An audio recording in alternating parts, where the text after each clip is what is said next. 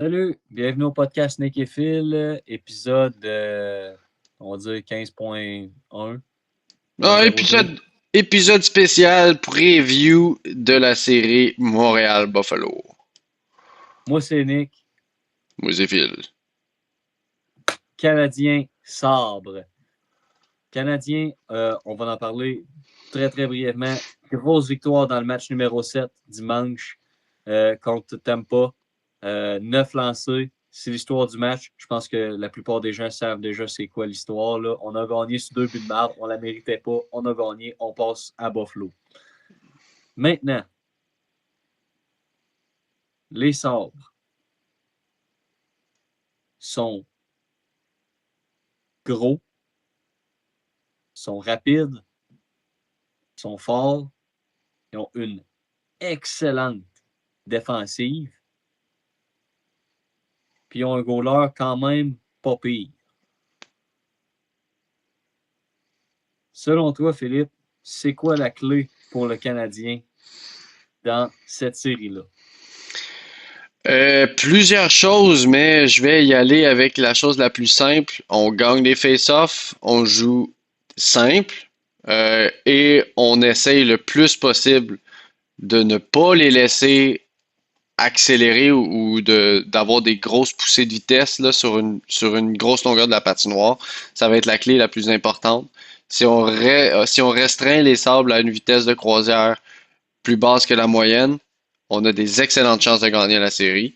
Euh, et évidemment, ça va vraiment être de résister aux mises en échec et à l'assaut euh, des, des gros joueurs des sables qui sont évidemment plus lourds, plus grands, mais, mais, Mais je donne quand même l'avantage physique aux Canadiens. Pourquoi? Parce que les Sabres ne sont pas nécessairement une équipe qui, globalement, vont faire énormément de mises en échec. C'est une équipe qui vont attribuer ça à quatre, cinq gars euh, pour faire le plus gros des mises en échec. Tu regardes un gars comme Thompson, 6 pieds 6, c'est pas le premier à faire des grosses mises en échec, mais il en fait. non. Tu regardes Tuck, il est très physique. Tu regardes Greenway, Kozak, Malenstein, c'est des gars qui vont être plus physiques. Mais à part ça, ça va plus être des gars qui vont se fier à leur vitesse, à leur intelligence, ce qui est un petit peu ce que le Canadien a à offrir, mais on a vu dans la série contre le Lightning, il n'y en a pas un qui recule devant de la physicalité. Cole Ouais, Caulfield a eu 5 mises en échec dans le match numéro 7. On peut le critiquer sur ses buts, puis on va y venir, mais ouais. il a été très solide au niveau physique. Je pense que ça va être vraiment ça à regarder. Donc, les mises au jeu, le jeu physique et neutraliser La zone neutre. neutraliser la zone neutre. Ça se dit mal, mais ouais, vraiment bloquer la zone neutre. Ne surtout pas les laisser prendre de la vitesse. C'est ce que les Sabres ont fait très bien tout au long de la saison. C'est ce qu'ils ont fait très bien contre les Bruins de Boston aussi. On a vu la victoire de 6 à 2, je pense, qu'ils ont eu contre les Sabres. Une victoire surprenante parce qu'ils ont réussi à accélérer puis vraiment prendre la vitesse puis rentrer dans le territoire sans problème puis avoir des chances de qualité avec des surnombres à tout Mhm. moment. Puis ça va être ça à regarder pour le Canadien. Tu empêches les surnombres, tu gagnes la série. Je le vois carrément comme ça. Oui, ils sont capables de marquer des buts en s'installant dans la zone adverse, mais très souvent, ça va être en transition, un but rapide, un tic-tac-toe en transition, et ça se ramasse dans le fond du filet. Donc ça va être Ouais. ça à regarder. OK. Pour ce qui est des trios, on ne fera pas une analyse approfondie parce qu'on sait que Martin Saint-Louis, il change ses trios souvent dans le même match, sinon quasiment à chaque game de la série, il les change. Donc, on n'ira pas comme ça. Ce qu'on va faire, par contre, c'est qu'on va je vais highlight 3 joueurs des Sabres à l'avant. Tu vas highlight 3 joueurs des Canadiens à l'avant, qui selon toi sont les clés de cette série. On va faire la même chose avec 2 défenseurs. Puis pour les gardiens, ben là, on verra. Là. Mais je vais commencer par nommer pour moi qui sont les 3 joueurs qui peuvent jouer un gros rôle, qui doivent jouer un gros rôle à l'attaque pour Buffalo. OK? Numéro 1, Tage Thompson. je pense que tout le monde s'en attendait. C'est pas une Oui, surprise pour personne. C'est le meilleur joueur offensif des Sabres. Il se doit d'être le meilleur joueur pour eux pour gagner cette série-là. Mon deuxième est peut-être un choix qui va surprendre un peu, mais c'est Zach Benson. là, ça me surprend pas. Zach Benson a fait pogner les nerfs aux Bruins de Boston solidement, tellement que Charlie McAvoy va être suspendu. On ne sait pas exactement encore combien de matchs, mais il va être suspendu probablement un bon nombre de parties. Zach Benson doit être le gossant, le petit tannant qui va aller essayer de déranger Dobèche, qui va déranger les joueurs du Canadien le plus possible. Et l'autre, tu ne seras pas surpris par mon choix, mais c'est Josh Doan. Ouais. Non, je suis pas C'est ces surpris. 3 joueurs-là qui doivent faire la différence pour les Sabres. C'est ces 3 joueurs-là qui vont avoir le plus d'impact dans la série. Sinon, mention spéciale à Jason Zucker. OK. Il y a toujours des bons matchs contre les Canadiens, puis ça m'énerve. Ouais. De ton côté, pour les Canadiens, les 3 joueurs que tu dis, il faut qu'eux se lèvent si le Canadien veut gagner. On fait pas. Attends, toi, tu fais Moi, attaquant j'ai fait. Sabre, attaquant. Non, toi, tu fais. Moi, je fais attaquant Sabres, défense Sabres. Toi, tu vas OK, faire oui, c'est attaquant bon. Canadien, défense Canadien. OK. OK? Vas-y pour tes 3 attaquants du Canadien. Je vais y aller avec, bon, évidemment, l'éléphant dans la pièce, je vais y aller avec Cole Caulfield. Il doit avoir une meilleure série offensivement contre les Sabres de Buffalo. Je vais pas dire qu'il y a eu une série atroce contre le Lightning. Je trouve il y a pas eu une mauvaise série. Je trouve qu'il a essayé, il y a quand même eu un but, oui, c'est en avantage numérique, mais tu sais, il a jamais abandonné. Puis je pense que Ouais. c'est ça qui est important.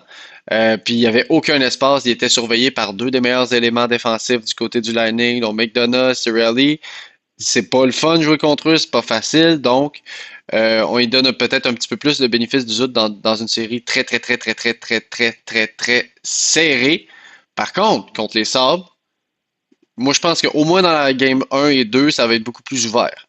Les Sabres, ils ont un style de jeu très axé sur la transition, puis les sorties de zone rapides, puis en anglais, j'ai juste le mot en anglais, ben, les scissor routes avec les défenseurs, là, tu sais, quand ils font Ouais, les croisés. ouais, voilà, les croisés, merci, sorry, j'ai quand même eu un bon mémoire là-dessus, mais C'est bien correct. les croisés, ils en font énormément les Sabres pour essayer de mélanger l'adversaire, puis ça peut être très efficace contre le Canadien, qui joue un style hybride défensif, man-to-man quand c'est les défenseurs qui sont avec la rondelle et plus passif quand la rondelle est en fond de territoire. Donc, euh, comment je peux expliquer ça? Caulfield, il va sûrement avoir plus d'opportunités, mais il va se faire bourrasser un petit peu plus. Ouais. Il va peut-être manger plus de mises en échec, mais il va avoir plus de tirs au but. C'est bizarre à expliquer, mais quand on joue contre les Sabres, moi je m'attends à quelque chose comme ça. Je serais pas surpris non plus de voir un match à style qu'on a vu au Colorado. Colorado. Je serais pas, 9-6. je pense pas qu'on va avoir un 9-6, mais je serais pas surpris de voir un 5-4 ou un 6-5, tu sais, de quoi de même, là, quand même Ouais. avec beaucoup d'offensives. Malheureusement pour les statistiques de Dobèche. Donc, ça c'était pour mon premier joueur du côté du Canadien. Mon Ton deuxième joueur deuxième. du côté du Canadien, je vais y aller avec Philippe Dano. OK. Philippe Dano, ça va être une importance capitale qu'il réussisse à contrôler le trio de Thompson. Euh, c'est vraiment l'option la plus létale du côté de Buffalo, c'est le tir de Tage Thompson, surtout en avantage numérique. Donc, Ouais. ça va être surtout la job à Dano, à 5 contre 5, de s'occuper de Tage Thompson, y compris gagner les mises en jeu contre lui. Tage Thompson est un droitier, Philippe Dano est gaucher. Puis au niveau de l'expérience, Dano a tout l'avantage du monde contre un gars comme Tage Thompson, qui n'est pas nécessairement reconnu pour avoir un excellent pourcentage au niveau des mises au jeu. Et comme Ton troisième troisième joueur. joueur au niveau du Canadien, je vais aller avec un joueur qu'on n'a peut-être pas autant vu en première ronde. Un joueur qui, selon moi, était de mieux en mieux au fur et à mesure que la série avançait. J'ai allé avec Ivan Davidov. Ouais. Je Ouais, suis d'accord avec toi, écoute. lui, il doit se réveiller. Ouais, il a été très bon contre le Lightning, mais il n'a pas été productif. Je pense qu'il a Mhm. vraiment été, comme tout le reste de l'équipe, il était peut-être plus axé sur la défensive, puis tu sais, sur bien contrôler la rondelle, pas faire d'erreurs, puis jouer le plus simple possible. On a vu des flashs de brillance dans la Game 6. On en a Ouais. vu un petit peu moins dans la Game 7, mais on a vu au moins un jeu où est-ce que tu sais, il a essayé quelque chose, puis il a manqué pas gros là pour Mhm. réussir. Le problème avec Demidov, c'est qu'il n'y a pas nécessairement un centre assez offensif pour le complimenter à son maximum de potentiel qu'il a. Là, en ce moment, il va jouer avec Evans au centre. C'est bien beau, mais tu sais, Evans est excellent défensivement, mais c'est pas le gars le plus watatao en offense, mettons, tu sais, on se comprend. C'est ça, puis dépendamment comment ça se passe pour les Canadiens, tu dis il joue avec Evans présentement. Je serais pas surpris qu'on revoie Kapanen plus tard dans la série. Si on a de la Ouais, misère à marquer des buts, là, je serais pas surpris qu'on voit un gars comme Oliver Kapanen qui a quand même marqué 20 buts cette saison oui, avec le oui, Canadien. j'aimerais ça le revoir rejouer dans les séries. Je pense que la chose avec lui, c'est qu'il y avait peut-être un petit peu de fatigue dans Ouais. son jeu.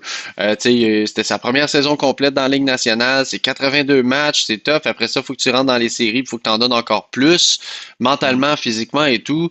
Tu sais, moi, je pense qu'une petite semaine et demie ou deux de congé, pour lui, ça va lui faire du bien. Il va pouvoir récupérer un peu. Et si on a Ouais. besoin de ses services, il va être frais et dispo, puis ça va être parfait pour l'organisation. Donc, oui, moi je m'attends à ce que Kapanen soit de retour dans cette série. On va voir comment ça se passe au niveau de la première game, la deuxième game. Si on se fait dominer complètement dans les deux premières parties, je m'attends à énormément de changements dans la partie 3 à domicile. Ouais. Moi, je pense on sortirait plusieurs joueurs, puis on n'hésiterait pas à remettre des gars comme Gallagher. On pourrait même rappeler Blais. On a encore deux rappels, je crois. Donc, tu sais, moi, je serais pas surpris de voir quelque chose complètement changer si ça fonctionne pas dans Penses-tu, les deux premières parties. penses-tu, et là c'est poussé loin, mais penses-tu qu'on pourrait voir Laine? Non. On ne Non? reverra OK. pas l'année. Non. Je pense qu'ils vont rappeler, ils vont rappeler la Ligue américaine au complet avant de faire jouer l'année. C'est Puis, tu bon. sais, c'est rien contre lui, là. Je tiens à le rappeler. Moi, j'ai adoré l'année Ah, l'année dernière, là, quand ça a été, il y a 2 ans, quand ça a été annoncé. J'adorais l'échange. J'étais content de lui redonner une chance et tout. L'expérience est terminée. Je pense que même lui est à terme avec ça, puis il est à l'aise. Il a l'air ouais, à ouais. l'aise avec l'équipe. Il est bien avec l'équipe, mais je le Mm. vois pas rejouer dans une partie officielle du Canadien de Montréal cette année ou même l'année prochaine, malheureusement. Ouais. Euh, pour ce qui est des défenseurs, pour Buffalo, je Ah, pense que tout le monde sait que Rasmus Dahlin doit bien jouer. 100%. C'est pas lui que je vais highlighter. Ben, je pense que je sais où est-ce que tu t'en vas parce que j'ai vu la première ronde, puis Dallin a été exceptionnel, mais l'autre, c'était. Mathias Samuelsson. Voilà, ouais. Non, ce gars-là, il est Mathias incroyable. Samuelsson, en tant que partenaire de Rasmus Dahlin, doit continuer son excellent travail.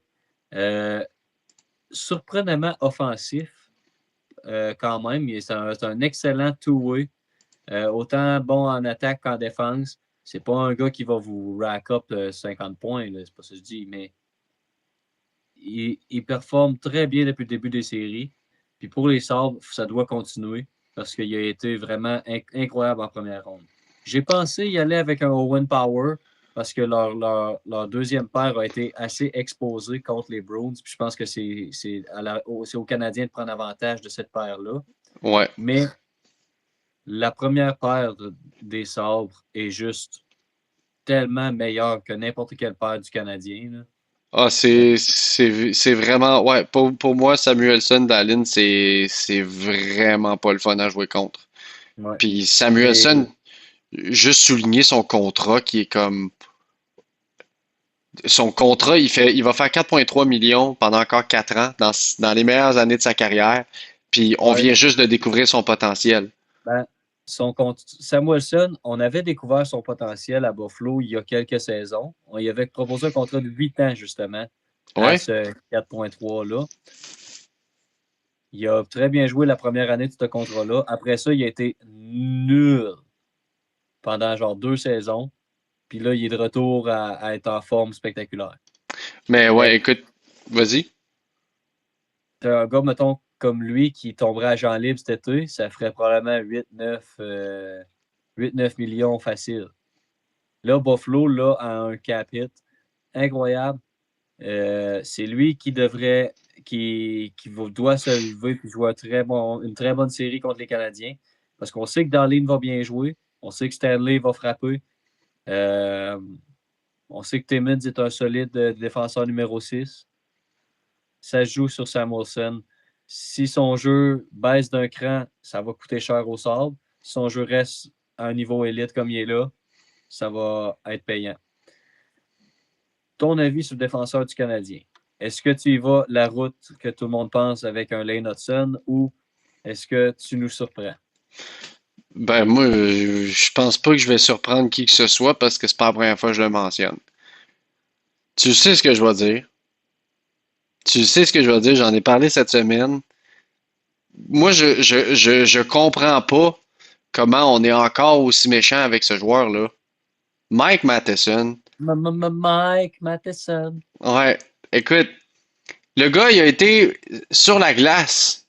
Tous les désavantages numériques, sauf quand il prenait la pénalité.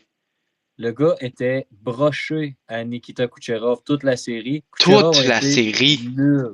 Kucherov a eu 2 points, je crois. Ouais. 2 points.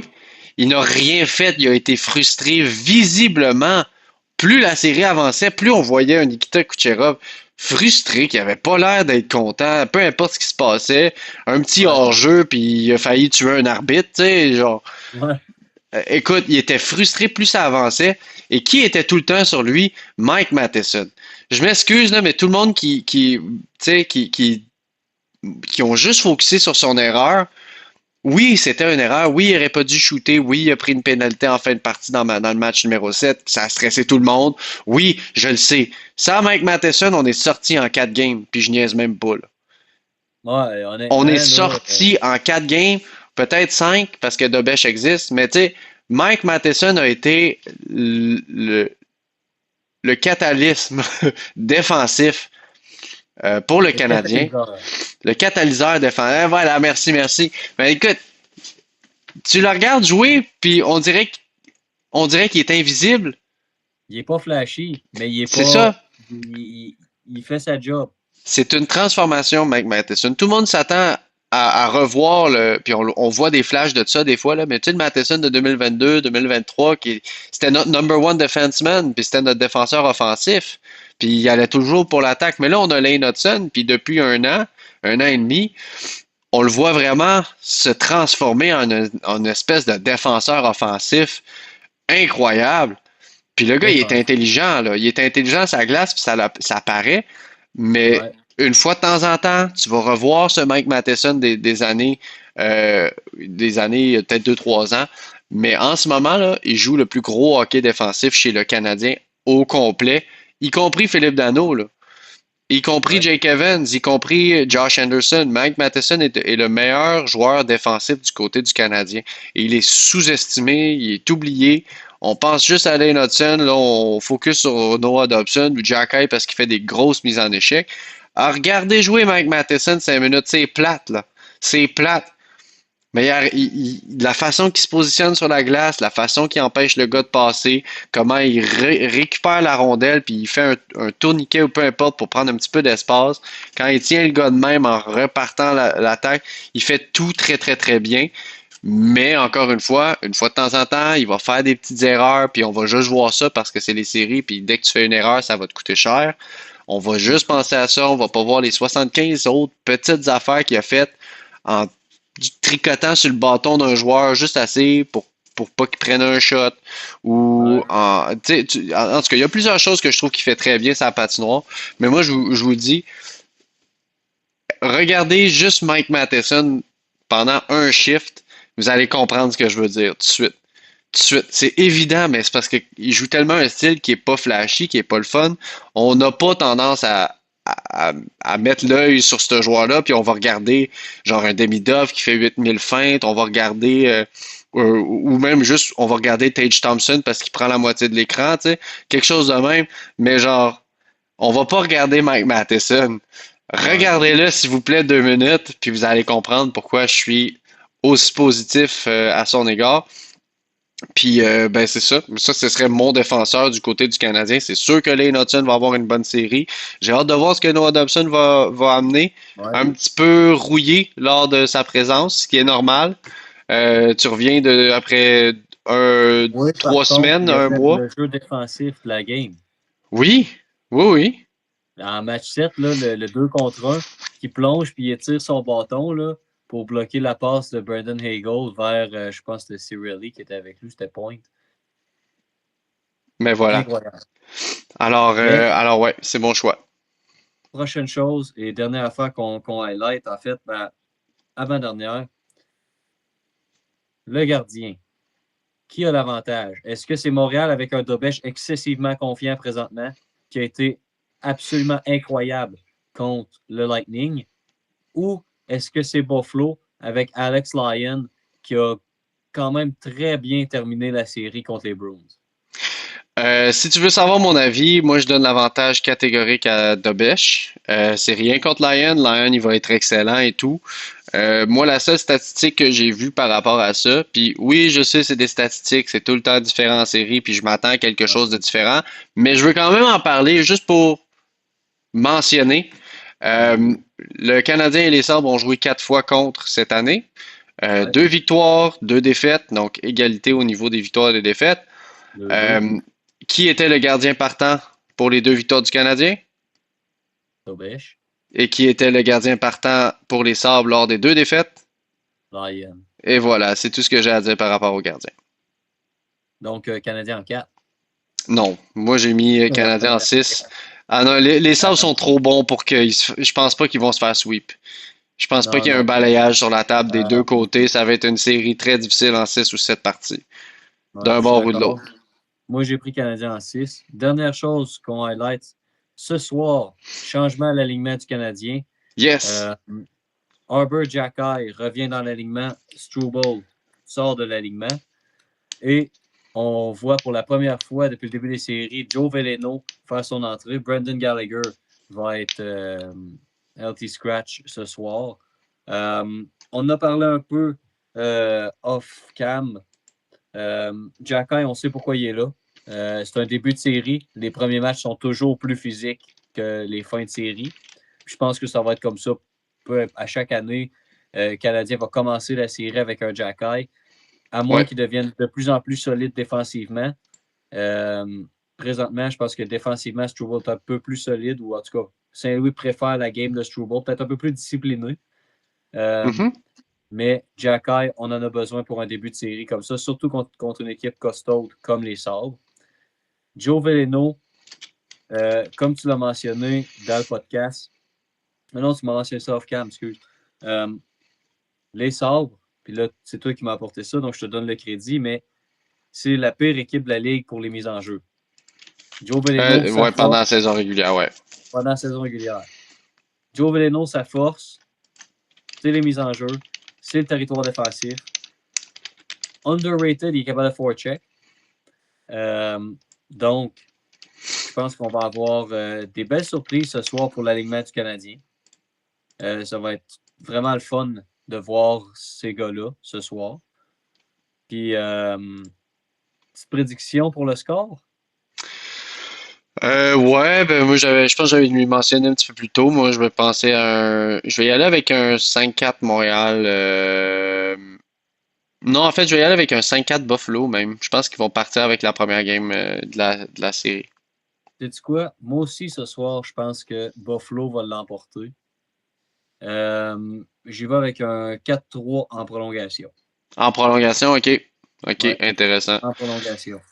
Moi, je vais aussi rajouter par rapport au fait que Veleno est dans l'alignement, euh, que ça va être super, super important de trouver un élément éventuellement pour aider Demidov à l'attaque. Que ce soit de mettre 2 gars qui vont ramasser tout ce qui bouge, puis tu laisses Demidov faire son affaire, ou que tu mettes d'autres joueurs qui sont extrêmement rapides puis capables de la mettre dedans. Mais en ce moment, je trouve que Demidov, offensivement, il est un peu menotté à cause des éléments de son trio. Est-ce que, et là, je te demande ça, est-ce que tu penses qu'on pourrait voir un peu ce qu'on a vu dans le match numéro 7 voir un Caulfield, mettons, avec Evans et Demidov, ou un Caulfield avec un avec Demidov, peut-être, et mettons New Hook, ce qui ferait un trio très offensif, mais tu sépares Caulfield et Suzuki. Ou tu remets Slavkovski avec Demidov parce qu'ils ont eu du succès cette saison. Écoute, moi, je vais même te relancer vers quelque chose, puis ce serait une stratégie temporaire, selon moi, dans une partie, là. Mais si Mhm. on se rend compte que c'est une game de rush, puis de transition rapide, puis que c'est des buts back-à-back, à back, à back, à back, puis des 2 contre un, 3 contre un, mon trio, là, New Hook, Dak, Demidov. Ça a l'air complètement stupide, ça a l'air complètement bizarre. Mais si c'est des transitions, là, je mets ces trois gars-là sur la glace. T'as New Hook qui est très rapide, Demidov qui a des mains excellentes, puis t'as un gars comme Dak qui est rendu quand même bon pour se mettre en avant du filet, puis qui est capable de frapper, puis qui a quand même des bonnes mains aussi qu'on oublie. Ouais. Mais ouais, moi j'essayerais ce trio-là. J'aimerais le voir au moins une fois, là.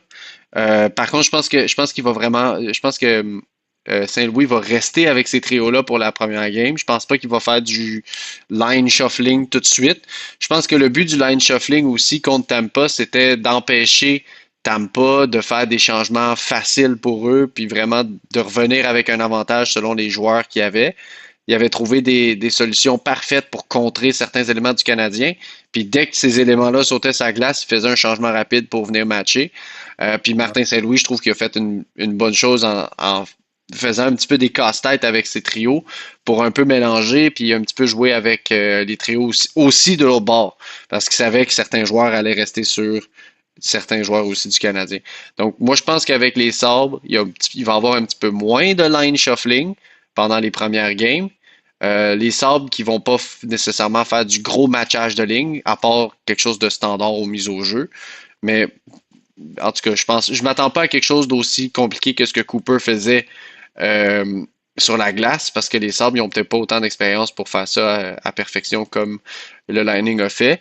Donc, oui, moi, je m'attends à une série avec 4 trios qui roulent de chaque bord. Je m'attends à Ouais. de l'action constante, surtout en zone neutre. Faut faire très attention aux mises en échec en zone neutre. Les Sabres sont quand même bons Slav, pour ça. lève-toi la tête. Slav, lève-toi la tête. Ben, je pense qu'il a compris, là. On l'a vu dans sa conférence de presse. Il a dit, C'est il a très dit, drôle. ouais, il a dit, ah Faut pas non, être ça plus va, tu stupide. sais, je peux pas être plus stupide que je le suis déjà. Oh my God, Slav, Il change attend. jamais, man. Ah, Il attend. il est vraiment drôle, ce gars-là. Fait que c'est ça. Fait que moi, vraiment, faire attention à Tage Thompson puis son tir de frapper. Là, s'il vous plaît, les gars, je sais que vous aimez ça, bloquer des tirs, là. Pas celui-là. Celui-là, laissez Dobèche. Faut vraiment laisser Dobèche un petit peu plus parce que bloquer un tir de Tage Thompson, là, ça va Vraiment. blesser quelqu'un. Ça va blesser quelqu'un, cette série-là. Faut faire attention, là. Euh, alors, ouais. Bloquer les tirs de Rasmus Dahlin, il est juste un peu moins fort. Non, non, c'est pas mieux, ça, là. Non, non, non, non, non. Non, on agace. Bon, ma prédiction finale, Canadien en 6. Toi, tu avais dit Canadien en 6 Canadien aussi, je 6 aussi, pense. ouais. Ouais. On a nos prédictions. On se laisse. On va avoir le temps juste de souper. Puis après ça, on s'installe. On va regarder ça, ce game-là. Yes, sir. Fait que, bon match, mesdames et messieurs. La vidéo va être uploadée, on espère, juste avant la game. Ouais. Je regarderai ça là, pendant l'entraque. Fait que bonne soirée, bon match. Ciao. Bonne soirée. Bon match.